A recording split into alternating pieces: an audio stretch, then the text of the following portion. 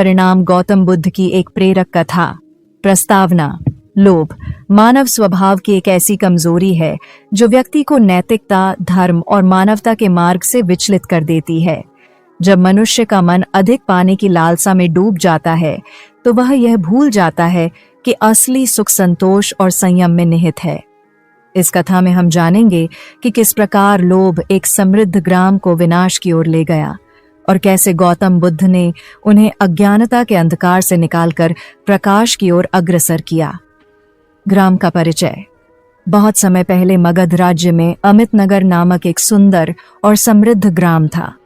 यह ग्राम अपने घने जंगलों, हरे भरे खेतों और व्यापारिक समृद्धि के लिए प्रसिद्ध था। ग्रामवासी मेहनती थे, किंतु जैसे जैसे समृद्धि बढ़ी, लोगों के मन में अधिक पाने की लालसा घर करने लगी।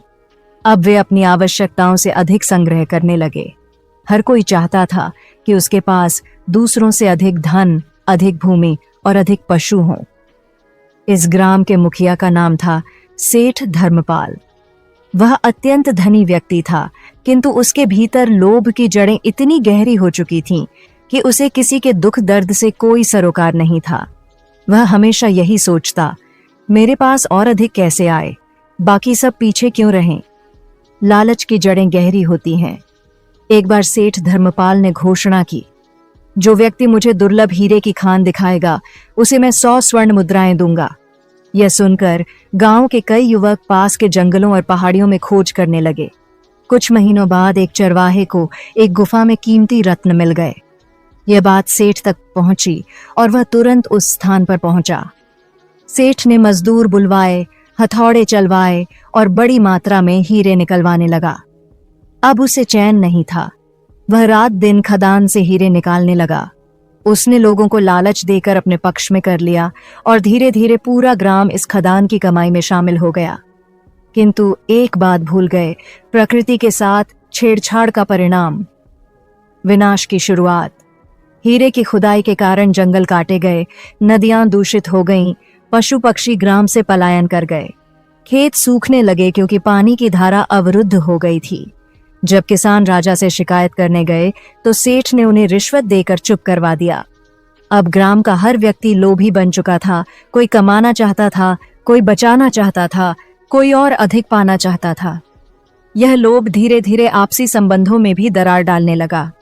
भाई भाई से लड़ने लगे, पड़ोसी एक दूसरे से ईर्ष्या करने लगे और ग्राम में अशांति फैल गई। बुद्ध का आगमन। उसी समय गौतम बुद्ध अपने कुछ शिष्यों के साथ निकटवर्ती ग्राम में ठहरे हुए थे। उन्होंने ग्रामवासियों की व्यथा सुनी और यह भी जाना कि वहां लोभ ने कैसे सबको अंधा कर दिया है। वे अमित नगर पहुंचे। ग्राम के बाहर बुद्ध ने एक पीपल के वृक्ष के नीचे आसन लगाया। जैसे ही उनके आने का समाचार फैला, लोग उन्हें देखने और सुनने के लिए इकट्ठा होने लगे। बुद्ध ने उनसे कहा, जिस प्रकार एक मटके में कितना भी पानी डालो, यदि उसमें छेद हो तो वह कभी भरता नहीं, उसी प्रकार लोभी मनुष्य भी कभी तृप्त नहीं हो सकता। एक उदाहरण का था 3 मित्र और स्वर्ण मुद्राएं। बुद्ध ने एक कहानी सुनाई। 3 मित्रों को जंगल में एक घड़ा मिला जिसमें स्वर्ण मुद्राएं थीं। वे बहुत खुश हुए और बोले, अब हम धनी बन गए। उनमें से एक बाजार खाने की वस्तुएं लेने गया। वहां उसने खाने में विष मिला दिया ताकि बाकी 2 को मारकर सारा धन ले सके। इधर 2 मित्रों ने आपस में कहा कि जैसे ही वह लौटे उसे मार डालेंगे ताकि हमें अधिक हिस्सा मिले।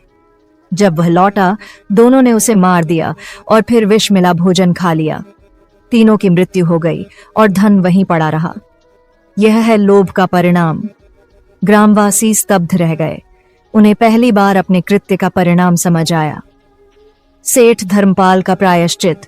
बुद्ध की बातों ने सेठ के हृदय को छू लिया। वह उनके चरणों में गिर पड़ा और बोला, भंते, मैंने बड़ा पाप किया है। मेरी आंखें अब खुली हैं, मुझे मार्ग दिखाइए। बुद्ध ने कहा, जो अपने दोषों को जान लेता है वह पहला कदम उठा चुका है। अब उसे उन्हें सुधारना है। पहले वह खदान बंद करो, जंगल पुनः उगाओ और अपने धन का उपयोग परोपकार में करो। सेठ ने उसी क्षण खदान बंद करने की घोषणा की और शेष धन से एक चिकित्सालय, एक विद्यालय और एक धर्मशाला का निर्माण कराया। उसने गरीबों को अन्न और वस्त्र दिए। ग्राम धीरे धीरे फिर से हरा भरा हो गया। शिक्षा और उपसंहार। कुछ महीनों बाद बुद्ध फिर वहां आए और देखा कि ग्राम पहले जैसा शांत, समृद्ध और संतोषी हो चुका था। उन्होंने कहा, लोभ वह अग्नि है जो जितना अधिक जलाती है उतना ही जलने वाले को भी नष्ट कर देती है। संतोष ही सच्चा धन है। जो तृप्त है वही सुखी है। ग्रामवासियों ने मिलकर बुद्ध को प्रणाम किया और संकल्प लिया कि वे कभी भी लोभ के अंधकार में नहीं बहेंगे। निष्कर्ष, यह कथा हमें सिखाती है कि लोभ केवल बाहरी विनाश ही नहीं लाता, वह भीतर से भी व्यक्ति को खोखला कर देता है।